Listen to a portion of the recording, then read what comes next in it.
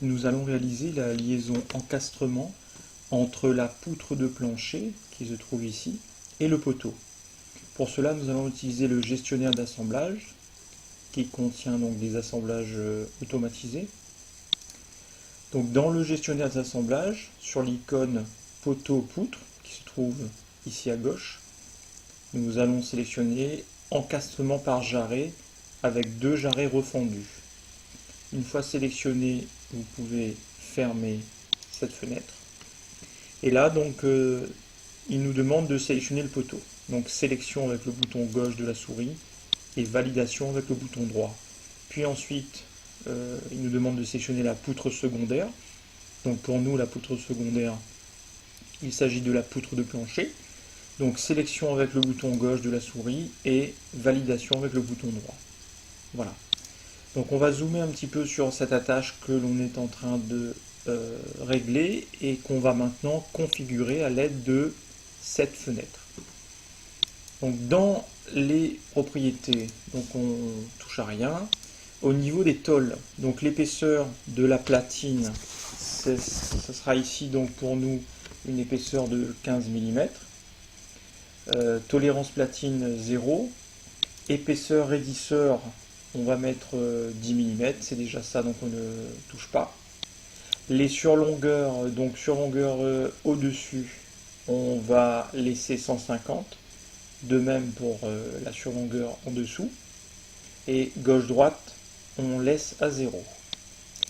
Concernant les raidisseurs, donc le type de chanfrein, on va mettre un type de chanfrein droit. Voilà. Ensuite, pour le supérieur, on n'en met pas. Pour l'inférieur, non plus. Donc on règle sur aucun. Le raidisseur 1 traverse, on laisse sur entier. Raidisseur jarret sur entier. Et raidisseur 2 traverse, on n'en met aucun. On va maintenant passer au réglage du jarret. Donc au niveau du jarret, la longueur de jarret inférieure, on va la régler sur 1170. La longueur de jarret supérieure sur 160. Et l'épaisseur, donc hauteur jarret inférieure 10 et hauteur jarret supérieure 10 aussi.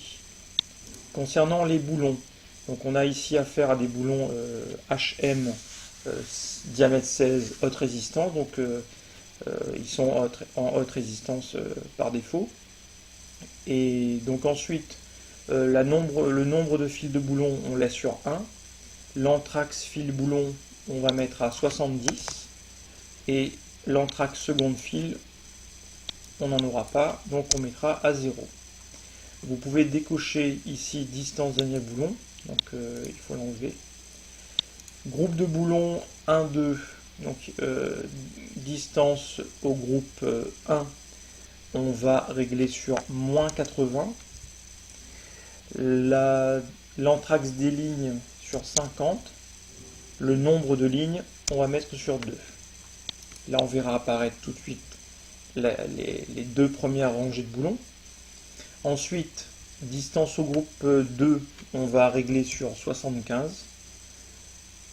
L'anthrax des lignes sur 100. Et enfin, nombre de rangées, on n'en met qu'une.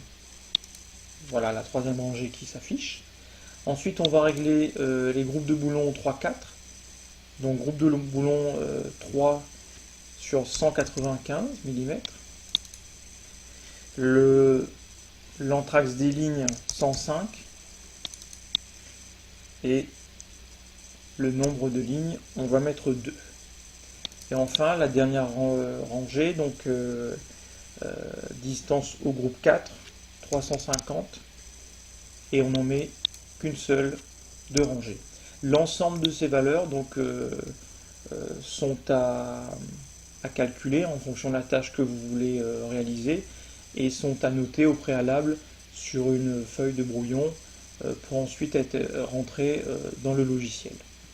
Voilà, notre attache a été donc correctement modélisée. On pourra maintenant